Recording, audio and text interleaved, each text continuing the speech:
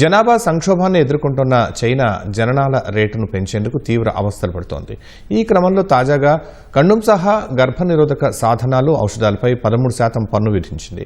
ఈ మేరకు విలువ ఆధారిత పన్ను వ్యాట్ చట్టాన్ని ఇప్పటికే చైనా సవరించింది.